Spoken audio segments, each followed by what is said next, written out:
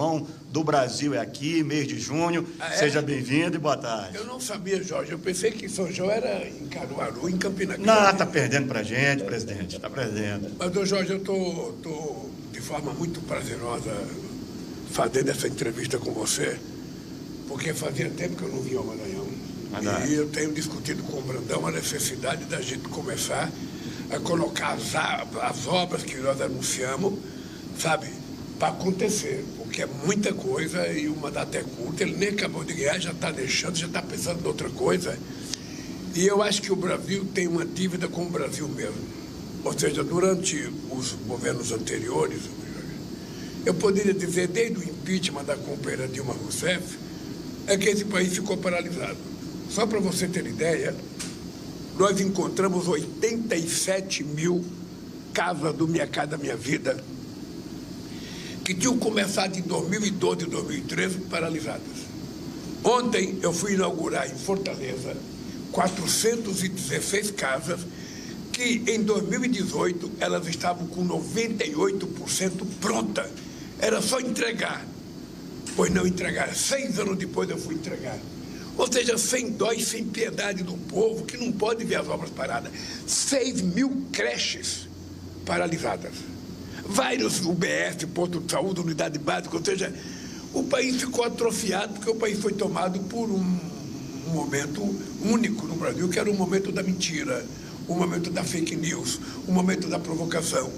Um presidente que não conversava com nenhum governador, que ia para o Estado e ofendia os governadores, um presidente que não tinha projeto. Então, eu estou feliz porque eu estou aqui no Maranhão para dizer o seguinte, ó, não apenas o Lula votou, mas eu votei para fazer as coisas que precisam ser feitas pelo povo do Brasil e pelo povo do Maranhão. E estou muito mais feliz porque o Brandão tem sido um extraordinário parceiro.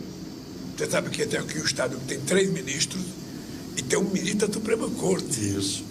Chegamos a ter 4 ministros na sua equipe, né? Isso. Então, veja, eu acho que é um momento único, eu estou muito otimista, sabe? Tenho conversado muito com o governador e acho que o Maranhão está mudando o patamar de qualidade. Se Deus quiser, daqui a um tempo a gente vai olhar para o Maranhão e a gente já não vai ver mais um país pobre, um Estado pobre, a gente vai ver um Estado em via de desenvolvimento, gerando emprego, renda, um Estado digitalizado, em que as pessoas possam usufruir da revolução tecnológica do planeta Terra.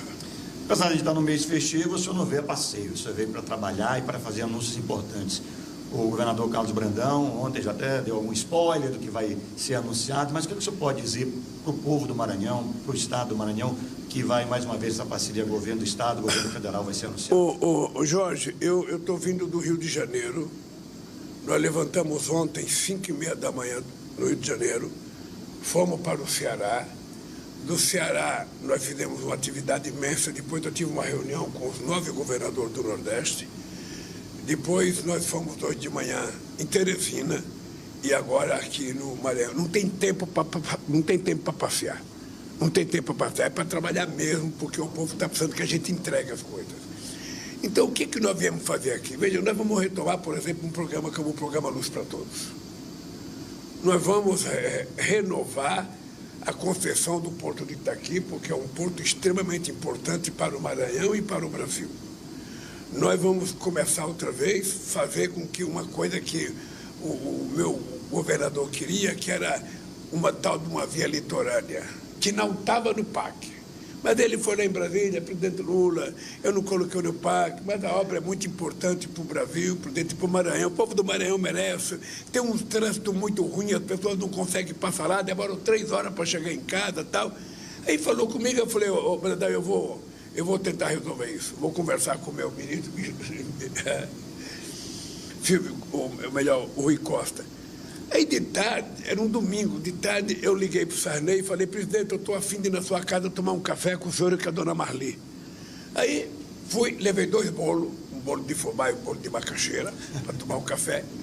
Cheguei lá, nem falei boa tarde, o Sarney falou, presidente, o senhor precisa ajudar o governador do Maranhão, aquela via litorânea muito importante e tal. Aí eu cheguei na segunda-feira no governo, chamei o Rui Costa e falei, Rui, é o seguinte, vamos atender o nosso companheiro do Maranhão, porque o Maranhão merece, São Luís, sobretudo, merece o que a gente puder oferecer de melhor. Então, nós vamos anunciar que é uma grande obra. Nós estamos, Brandão, essa é uma novidade para você. Eu acho que nós estamos perto de concluir um acordo em que a gente vai resolver, de uma vez por todas, o quilombo, sabe, aqui em Alcântara.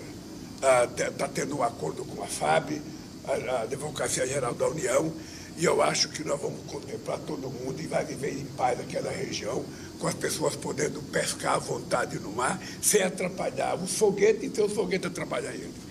Então, nós vamos anunciar muita coisa, vamos anunciar mais 3 universidades, mais 3 escolas técnicas aqui no Estado, vamos anunciar mais investimento na universidade, sabe? Vamos anunciar mais quase 10 mil Minha Casa Minha Vida, que dependendo do acordo que o Brandão faça com o ministro da cidade, a gente pode fazer casas em faixas superiores à caixa de 1 ou 2, sabe, que são as mais pobres, a gente pode fazer casa maior para setores médicos, que era uma casa de 90 metros quadrados, de 100 metros quadrados. Então vai ser muita... Vamos anunciar um problema de digitalização das escolas, os postos de saúde, vamos entregar 55 mil chips para os alunos aqui do Maranhão. Então, essas coisas que estão... Aí tem mais. E o Fufuca vai anunciar não sei quantas quadras que ele vai anunciar hoje. Hein? 31 areninhas. 31, sabe, arena. Então, é o seguinte, as coisas estão acontecendo. As coisas vão acontecer e é por isso que eu vim aqui. Eu estou agora, vou viajar o Brasil inteiro e acho que as coisas vão acontecer. Eu não me conformo, é importante você saber disso, eu não me conformo com o retrocesso que o país houve. Você veja uma coisa, teve setor público que ficou 7 anos sem receber reajuste de salário. 7 anos. As universidades que fizeram greve agora, eles sabem que nós demos 9% no primeiro ano, tem que pedir-se. Nós demos 9% depois de 6 anos sem 1 centavo de aumento. Depois, os benefícios que nós oferecemos vai de 28% a 43%. Aí o pessoal queria 4,5%, 4,5%, não podemos sair sem nada. Já ganharam em 2023, vocês nem me agradeceram os 9%, vocês já estão comprando 4,5%. Mas então, nós vamos tratar isso da forma mais harmônica possível. Eu acho que é preciso melhorar sempre o salário das pessoas. E eu estou muito feliz, estou vivendo um momento muito, muito importante nesse país, porque nós vamos fazer tudo o que for necessário. E eu tomei uma decisão, Jorge, quando eu ganhei as eleições, porque eu já tinha feito o PAC 1 em 2007, em fevereiro de 2007. Depois, quando eu fui apoiar a campanha da Dilma, eu preparei um PAC 2 para que a Dilma não tivesse que começar fazendo tudo de novo. Então, a Dilma recebeu da minha mão um PAC 2.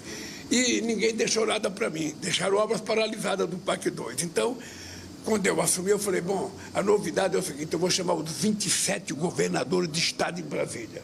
E chamei todos. Brandão estava lá. Os que gostam de mim e os que não gostavam de mim, todos serão tratados em igualdade de condições. Caiado, Tarcísio, Zema, o Ratinho, ou seja, todo mundo. Eu quero que vocês me entreguem as obras que vocês entendem que são prioritárias para o Estado de vocês, que nós vamos fazer uma oferta de construir um novo programa de aceleração do crescimento.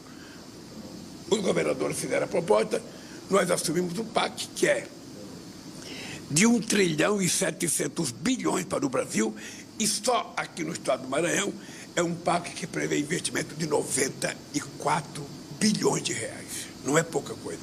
Você que é um jornalista bem informado, um advogado bem informado, veja em algum momento que um governo vem aqui anunciar que tem 94 bilhões destinados para as obras de infraestrutura no Estado do Maranhão. Presidente, a gente, com a sessão do Flávio Dino para o STF, convite formulado pelo senhor, a gente ficou com 2 ministros, o ministro do Esporte, o André Fufuca, e da Comunicações, Juscelino.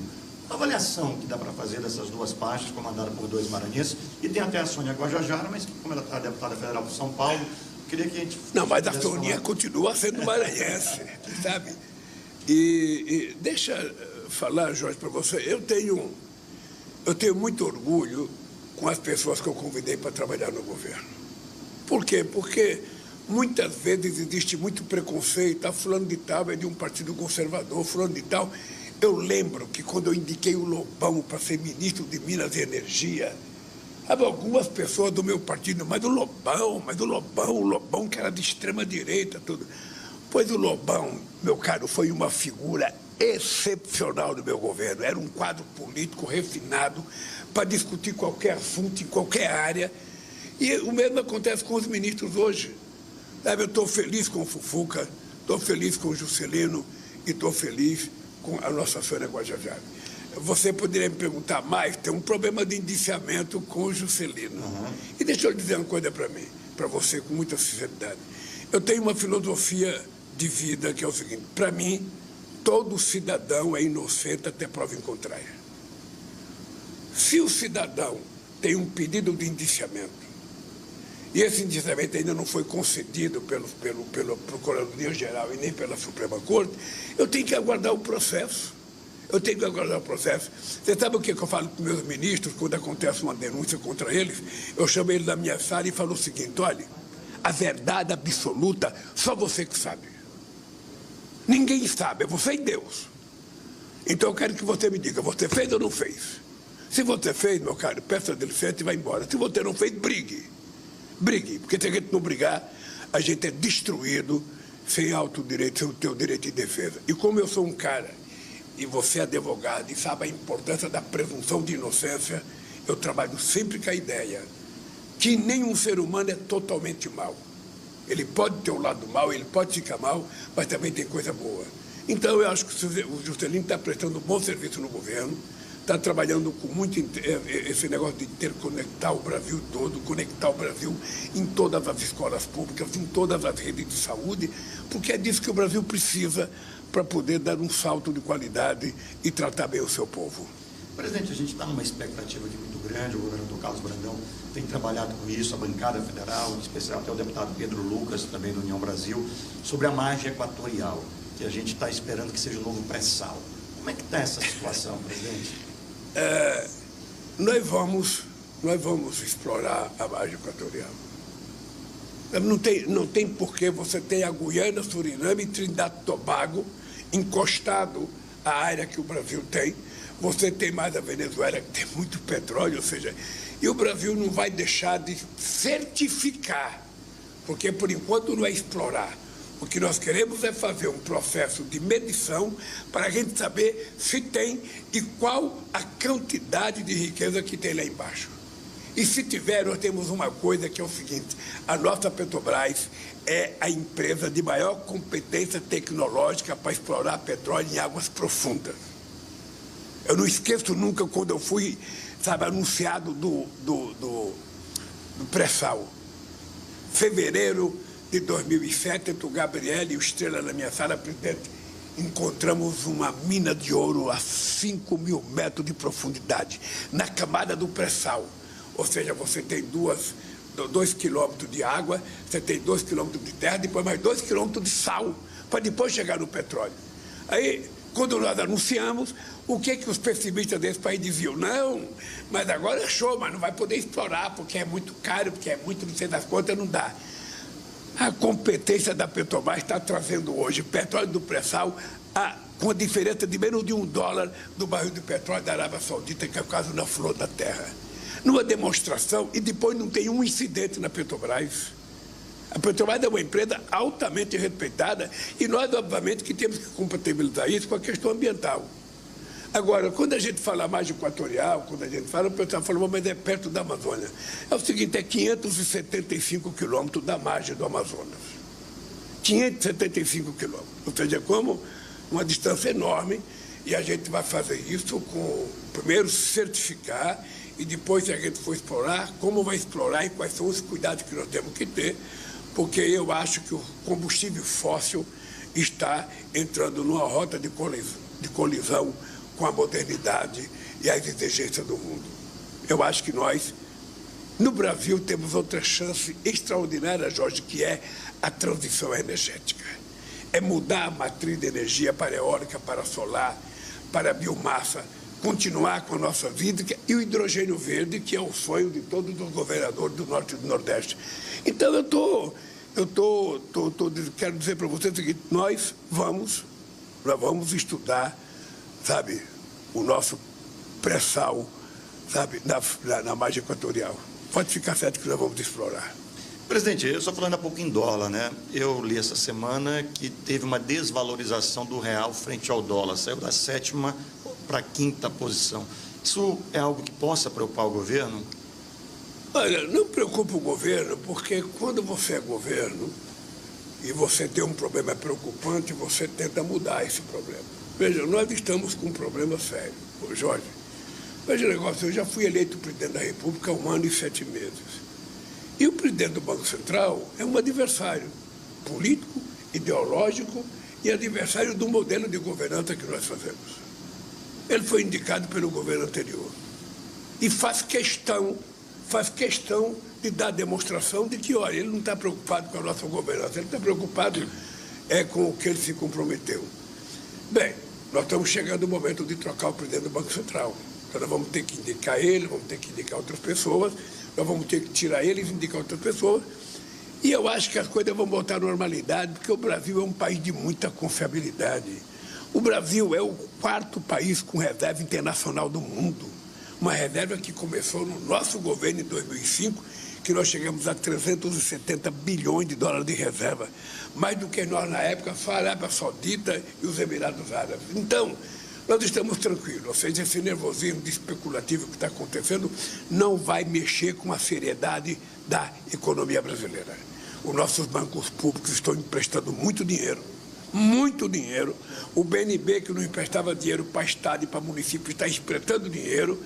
Sabe, a Caixa Econômica está emprestando muito dinheiro. Só para você ter ideia, a Caixa Econômica e o Banco do Brasil, nesse período que nós estamos conversando aqui, os dois sozinhos têm mais carteira de crédito do que os 3 bancos grandes do Brasil, privados juntos. Porque os bancos não querem emprestar dinheiro, os bancos querem especular. Os bancos querem ganhar com a taxa de juros. E toda vez que os americanos, sabe, estão tentando mudar a taxa de juros e não muda, e aumenta ou fica como está, cria um problema. Lamentavelmente é assim. Como o dólar é uma economia que só tem um lugar, que tem a máquina que fabrica ele, e quando os americanos mexem, sabe, ele mexe aqui. Mas nós já provamos uma vez, sabe, que é possível consertar e vamos consertar. Presidente, a gente tem visto ao longo dos últimos anos um embate, principalmente do Congresso com o STF. Mais recente agora está a votação do aborto ao mesmo tempo no Congresso. Como é que o senhor tem acompanhado isso como político experiente? Olha, eu acho que nós tivemos um momento na política brasileira, Jorge, que você tinha um presidente que ele não respeitava nenhuma instituição democrática, mas nenhuma. Ele não respeitava sindicato, não respeitava associações, não respeitava a federação de empresários, não respeitava confederações. Ele, na verdade, respeitava aquilo que foi a criação dele, ou seja, a transmissão do ódio, da desavença, do confronto. Foi assim que ele começou a brigar com... Tem mesmo negócio... Ele tinha um assessor intelectual que morreu nos Estados Unidos.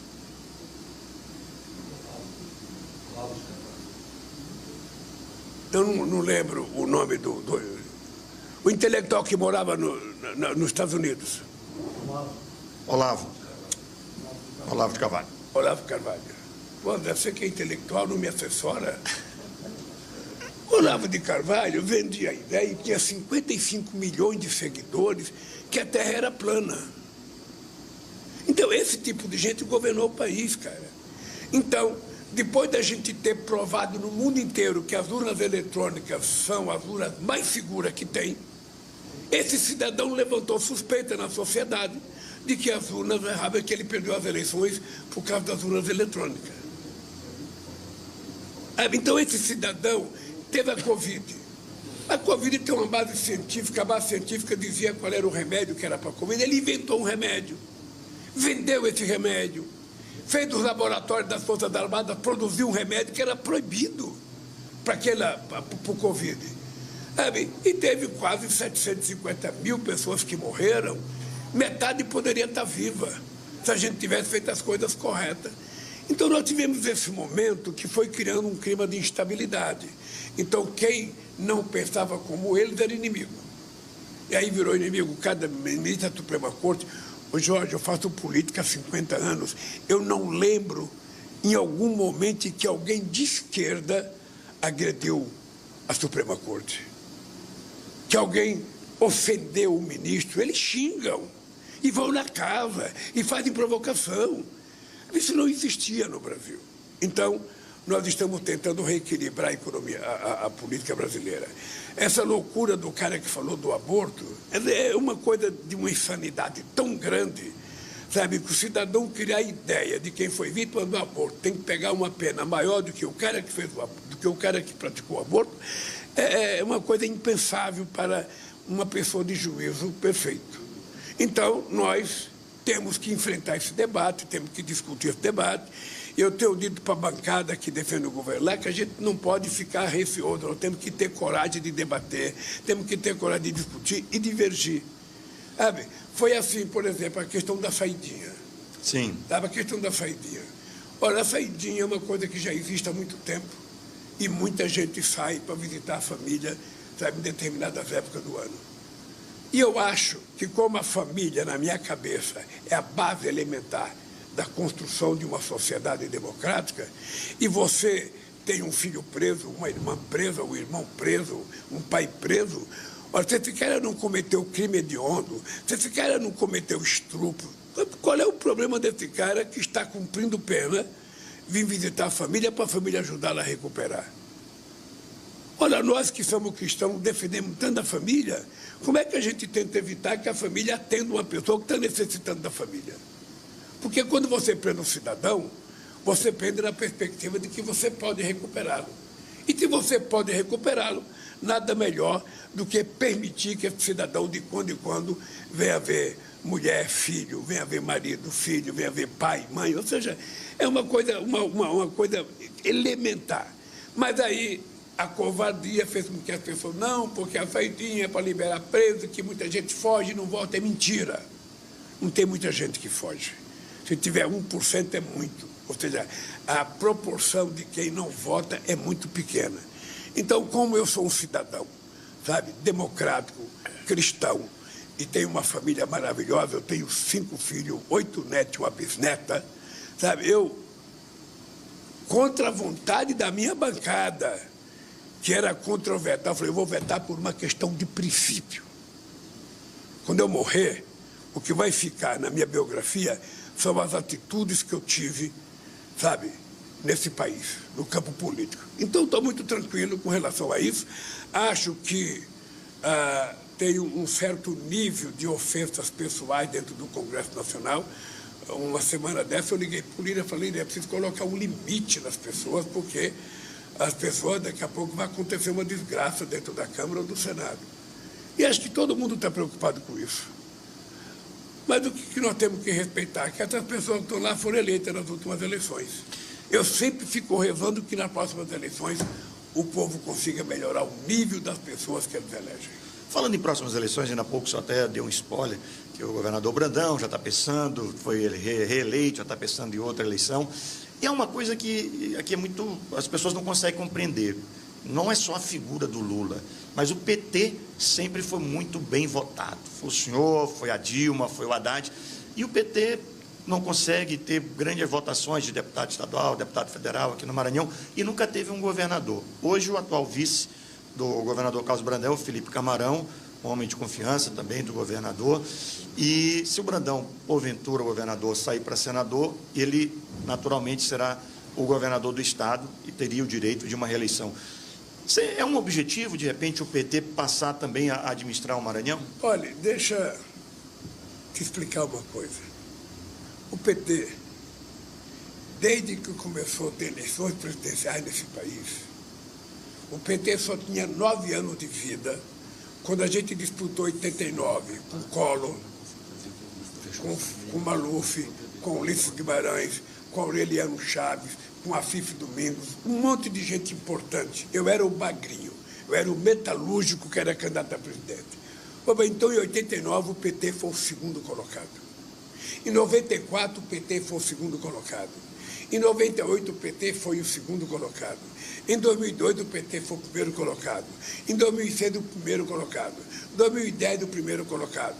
2014, o primeiro colocado. 2018, o segundo colocado. Em 2022, o primeiro colocado. Então, o PT está na política como o Real Madrid está na Champions League. sabe? Ou seja, o PT está assim. Ou seja, ou nós somos campeão ou somos vice, sabe?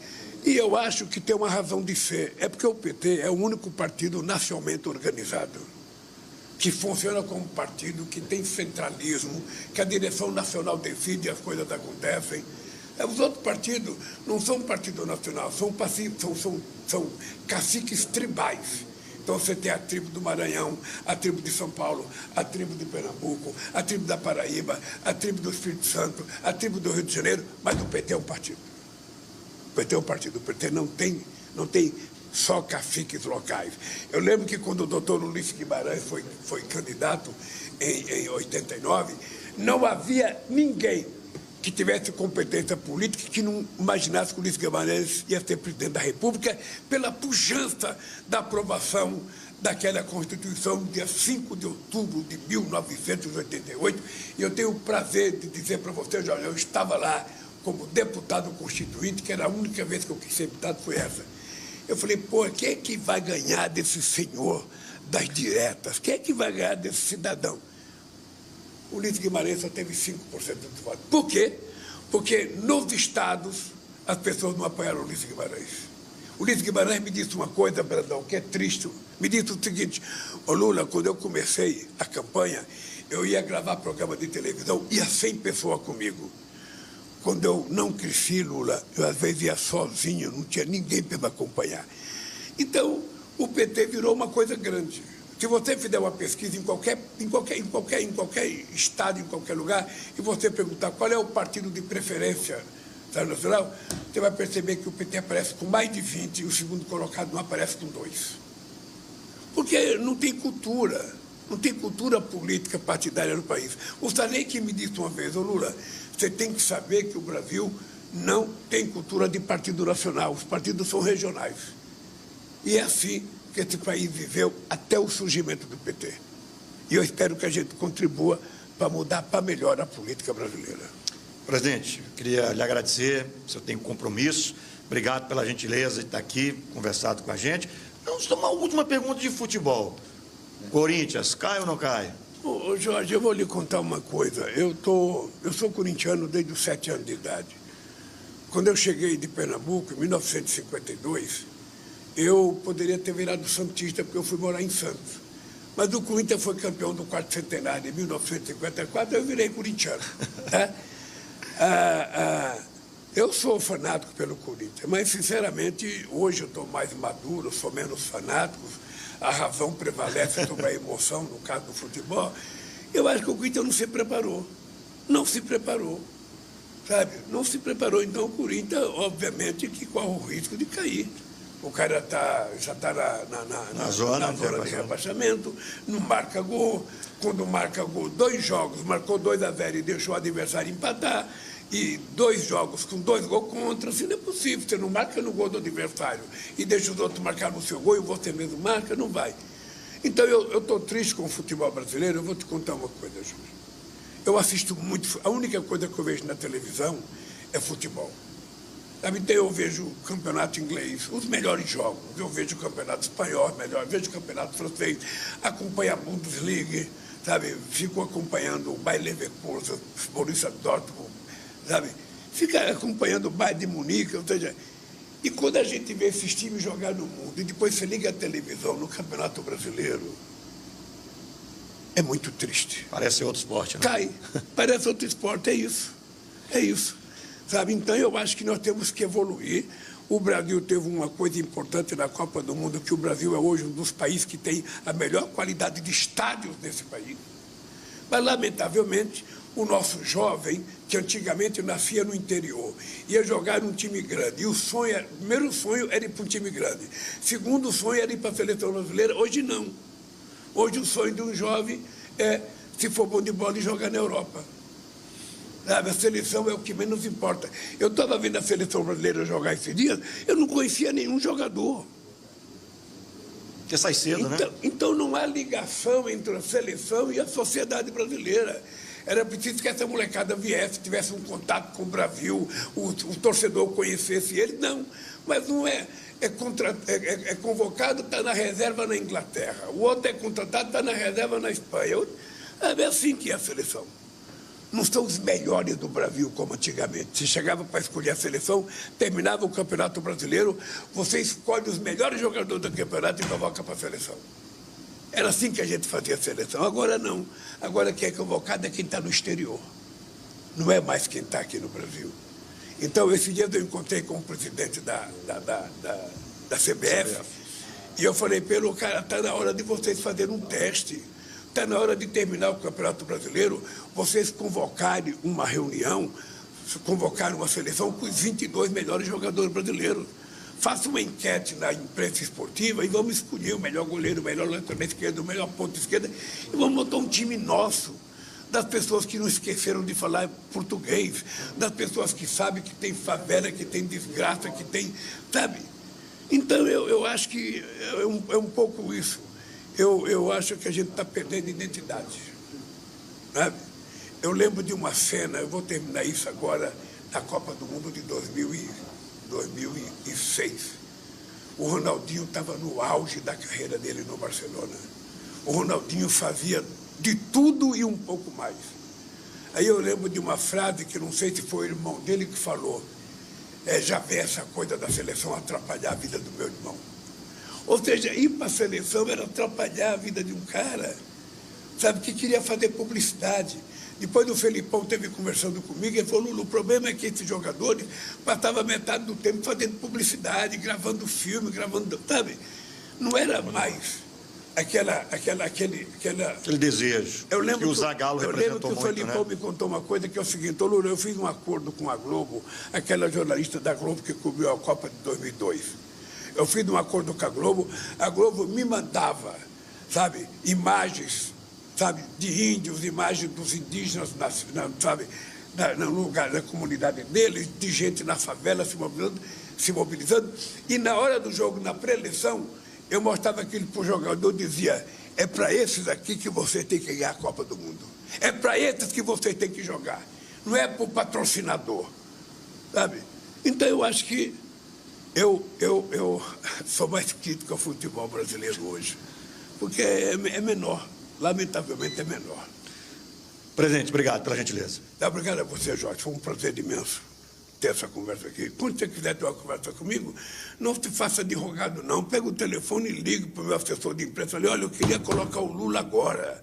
Eu não preciso vir aqui, a gente faz lá pelo telefone. É um prazer, presidente. Tá bem? Obrigado. Um abraço, Jorge. Um abraço. E a gente termina assim na EBC e na Rádio Mirante News FM 104,1, entrevista com o presidente Luiz Inácio Lula da Silva. Obrigado, Jorge. É isso. Você acompanhou conosco ao vivo a entrevista do presidente Lula à Rádio Mirante News de São Luís, no Maranhão. Agora, o presidente Lula segue para a agenda na capital maranhense. Ele participa de uma cerimônia